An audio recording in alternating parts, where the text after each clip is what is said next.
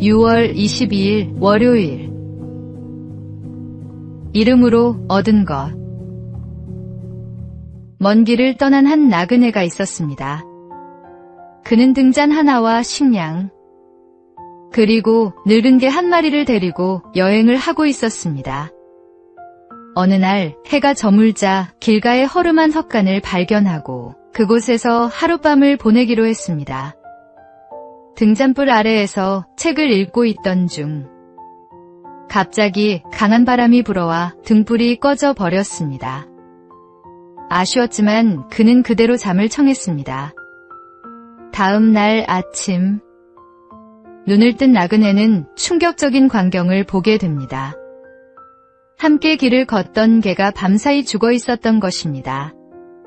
슬픈 마음으로 가까운 마을에 도착한 그는 또 다른 사실을 알게 됩니다. 전날 밤 도둑들이 마을을 습격해 모든 것을 약탈하고 떠났다는 것이었습니다. 그 순간 나그네는 깨달았습니다.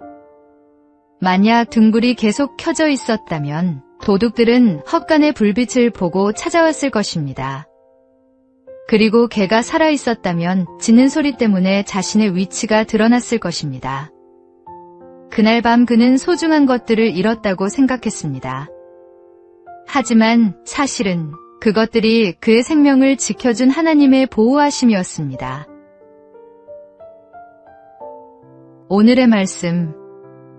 우리가 알거니와 하나님을 사랑하는 자, 곧 그의 뜻대로 부르심을 입은 자들에게는 모든 것이 합력하여 선을 이루느니라. 오늘의 만나. 지금 잃어버린 것 때문에 낙심하고 있다면 하나님이 그 자리에서 무엇을 지키고 계신지 한번 생각해 보십시오.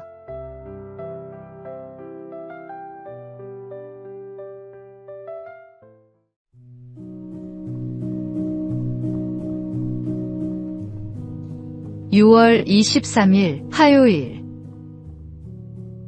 반장의 담요. 일제강점기 조선에서 헌신한 선교사 서서평은 미국에서 왔지만 조선 사람들과 함께 살기 위해 조선 이름을 사용하며 검소한 삶을 살았습니다. 그는 병든 사람을 돌보고 고아를 품으며 배우지 못한 여성들에게 배움의 기회를 주었습니다. 넉넉해서 나눈 것이 아니라 자신이 먹을 것과 입을 것까지 아껴 어려운 이웃을 도왔습니다. 그가 세상을 떠난 뒤 사람들은 그의 방에서 낡은 담요, 반장과 동전 몇 입, 그리고 강냉이 가루 조금 남아있는 것을 발견했습니다. 담요가 반장뿐이었던 이유는 추위에 떠는 이웃에게 절반을 잘라주었기 때문이었습니다. 하나님은 가진 것의 많고 적음보다 어떤 마음으로 드리는지를 보십니다. 우리도 작은 것이라도 사랑으로 나눌 때 하나님께서는 그 헌신을 귀하게 기억하십니다. 오늘의 말씀. 이 가난한 과부는 헌금함에 넣는 모든 사람보다 많이 넣었도다. 오늘의 만나. 지금 내게 있는 작은 것을 정성껏 드릴 때 하나님은 그것을 크게 쓰십니다.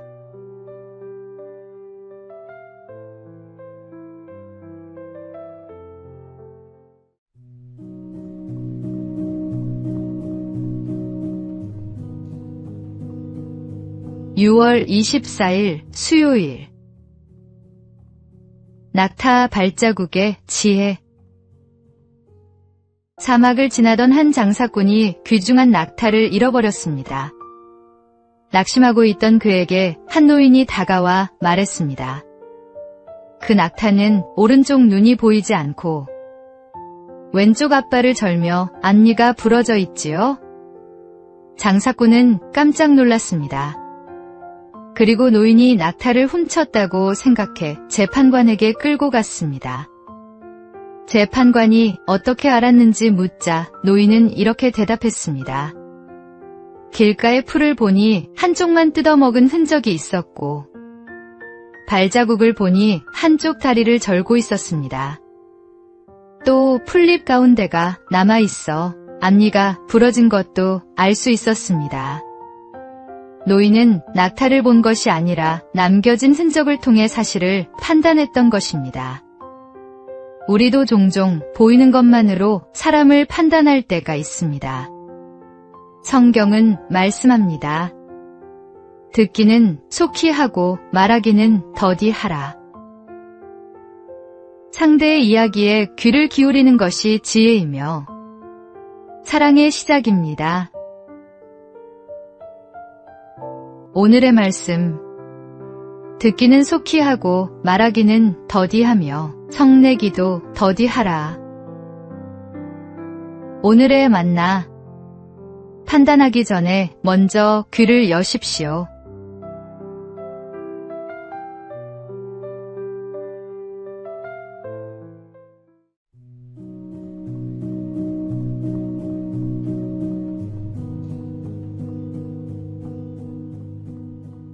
(6월 25일) 목요일. 더 귀한 것.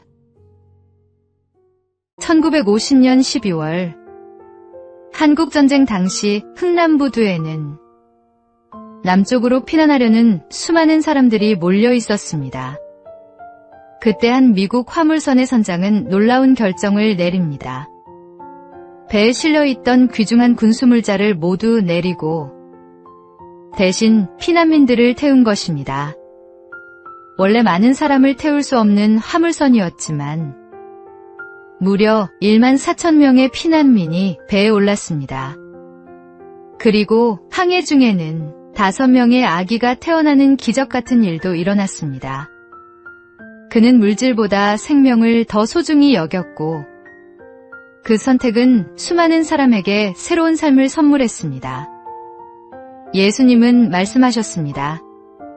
사람의 생명이 그 소유에 넉넉한 데 있지 아니하니라. 오늘 하루 내가 붙들고 있는 것보다 더 소중한 것이 무엇인지 생각해 보십시오. 오늘의 말씀. 모든 탐심을 물리치라. 사람의 생명이 그 소유에 넉넉한 데 있지 아니하니라. 오늘의 만나. 손에 쥔 것을 내려놓을 때 더 많은 생명이 살아날 수 있습니다.